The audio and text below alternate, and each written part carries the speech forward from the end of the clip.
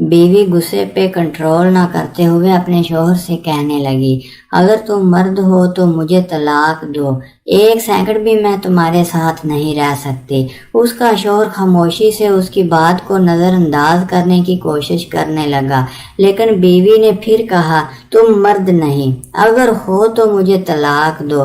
حالانکہ اس کی بیوی نیک، پاک باز اور اچھی سیرت والی عورت تھی، لیکن یہ سب غصہ کی حالت میں اس کی زبان سے نکلے جا رہا تھا، اور اس موقع پر شیطان پوری کوشش میں تھا کہ میاں بیوی کو ایک دوسرے سے الگ کر دے۔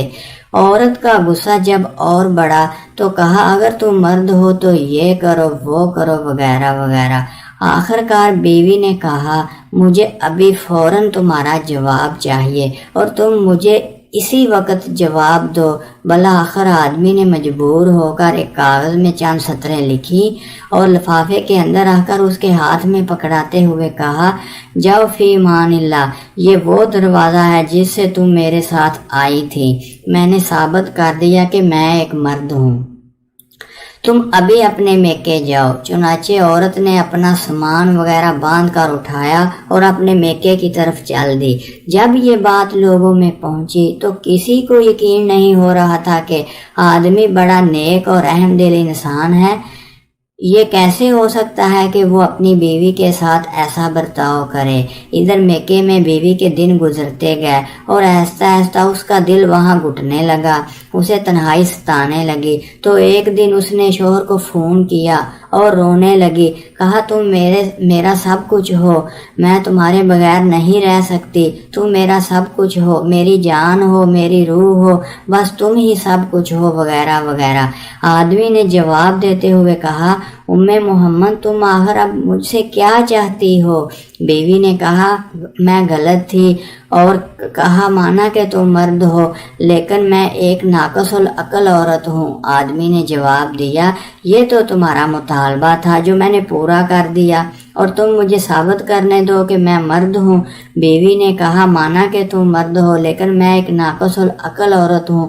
آدمی نے جواب دیا کہ عورت اس کے سامنے اپنی بے بسی اور دکھ کا اظہار کر رہی ہے، تو اس نے کہا، اچھا جاؤ ذرا وہ لفافہ کھول کر دیکھو تو صحیح جو میں نے تمہیں لکھ کر دیا تھا۔ عورت فون کو ہولڈ میں رکھ کر اٹھی اور اس لفافے کو کھول کر اس میں موجود کاغذ کے ٹکڑے کو دیکھا تو اس میں لکھا ہوا تھا، اے میری پیاری ام محمد، اگر آسمان زمین بھی گر جائے تب بھی میں تمہیں ہرگز طلاق نہیں دوں گا۔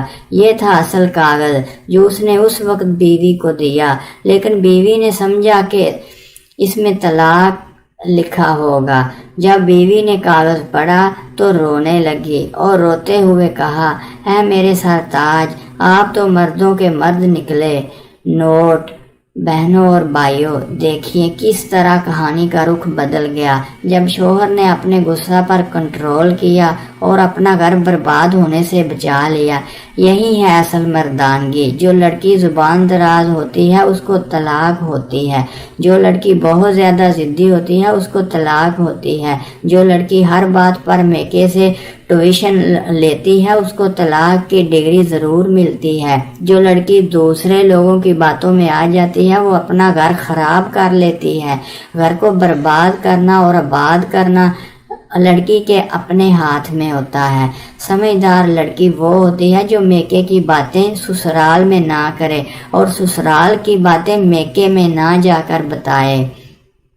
ایک حدیث ہے، اس کا مفہوم یہ ہے، جو شخص شوہر کو بیوی کے خلاف اکسائے یا بیوی کو شوہر کے خلاف اکسائے وہ ہم میں سے نہیں۔ ایک اور حدیث کا مفہوم یہ ہے، میاں اور بیوی ایک دوسرے کا لباس ہیں۔